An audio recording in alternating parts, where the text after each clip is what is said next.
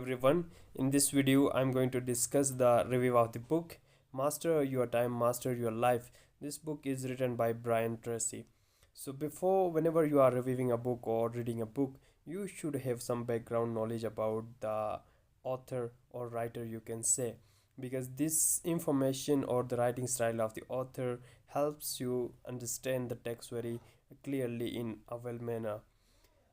So let us start by discussing this book. Generally, when you read the title of the book, you might have guessed that this book is obviously about the time management skills, right? As the title indicates that.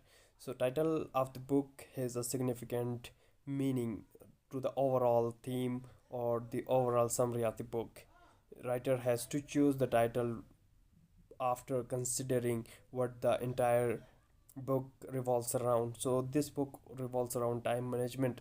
That's why the title is very clear. It's very explicit that it's all about time management. How, as a if you are a student or professional, whatever you are, how you can manage your time in an effective way. Let me start with a common question. Have you ever wondered what distinguishes successful people from the unsuccessful people? The difference lies how they utilize time.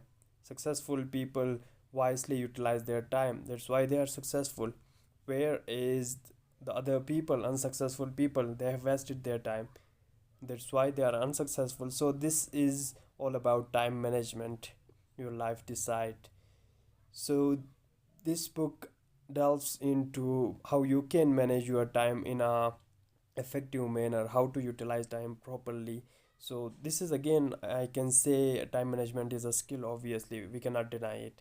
So how to master this skill so that we can master our life. And it also talks about some principles of productivity, how to improve our productivity, because productivity is a very significant part in our life, right? How we can get maximum out of the time. That is also a skill, productivity, within less time how to achieve more.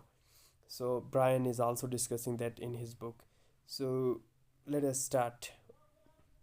First, Brian talks about the importance of setting goals, how important it is to set your goals, right? Because you might have experience in your own life as well. Once you set a goal, you get a direction in your life.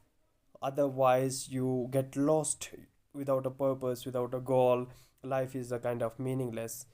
Days are gone, months are gone, years are gone without notice. So in this way, you do not know how the time is flying. There's a common phrase we are using, time is flying. Yes, it actually flies.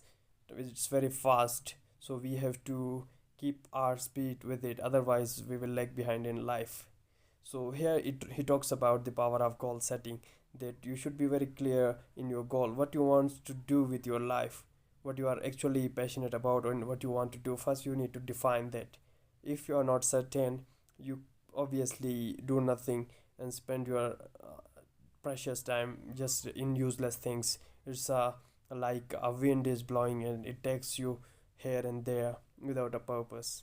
So that's why it's very important. First you need to clarify your goal and write it down so that it become kind of clear and achievable. And while setting goals, your objective should be smart. This SMART, there is a full form of this. This is also used in teaching as well. For example, if you are a teacher and if you enter the class with a goal, an objective in your mind, so you should set a smart goal, that your objective or aim, it should be specific, measurable, achievable, relevant, and time bound, so that you can achieve it within a specific time. Again, here is the role of time management. And then he talks about the rule which we call 80-20 rule or Pareto principle. So actually this rule play a significant role in your time management or improving the productivity. So this rule simply says that 80% of your result just come from 20% of your efforts or activities. So whatever your activities are, they are very important. So you need to be very conscious about whatever you are doing, because this affect the your outcome, your result, or overall performance. So here he is saying that you need to identify the important tasks, vital tasks. What is the most important thing I have to do?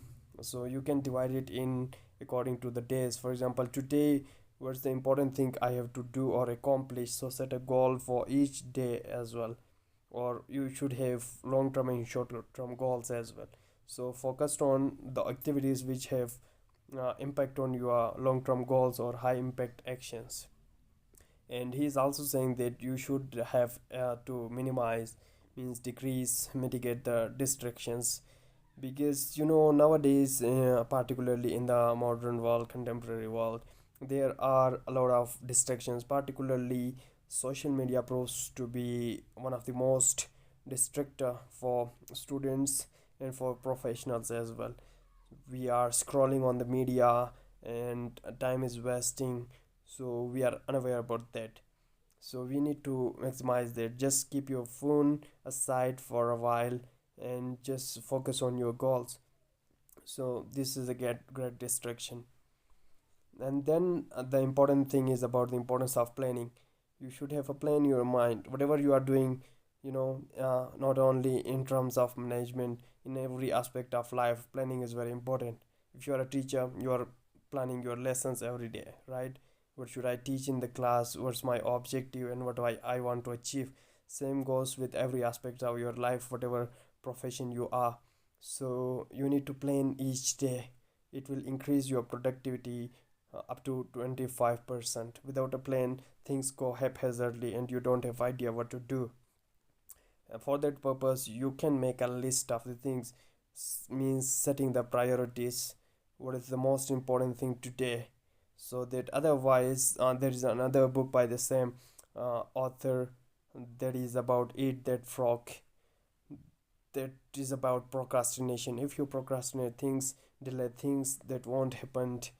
Delaying means just not doing. That is what I believe as well.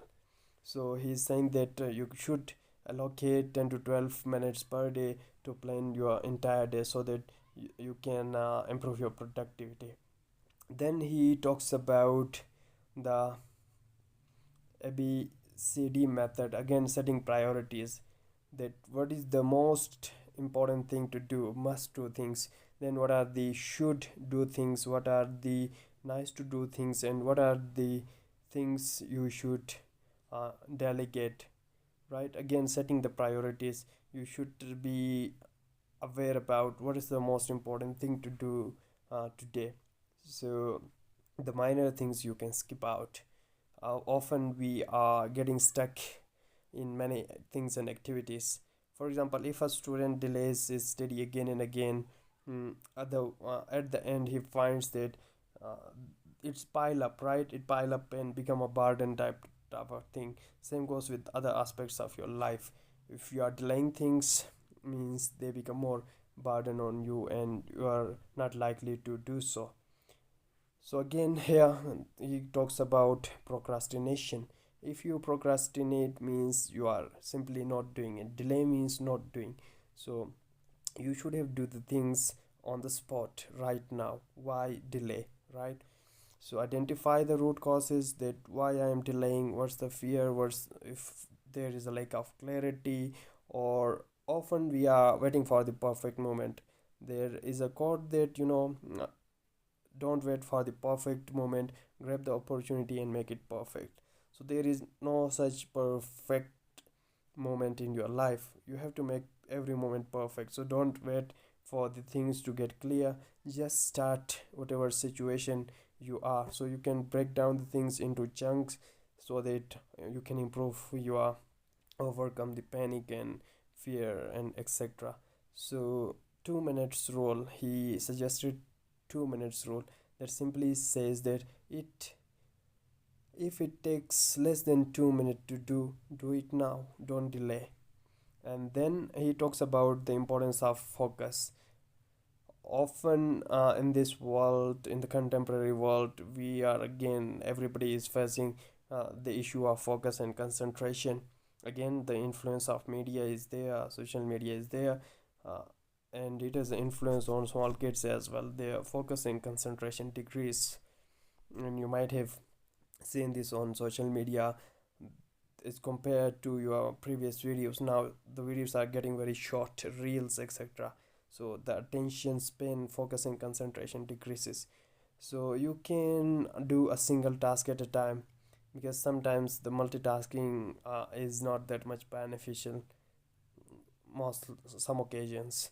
So first, single thing at a time, and then minimize the distractions, and you should work by in a strategic way, right? Make your plans, strategy, and then things get better. So again, he is saying that studies shows multitasking decrease your productivity by 40%.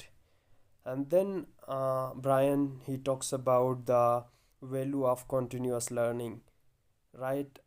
Again, this is about your mindset, whether you have a fixed mindset or you have a growth mindset.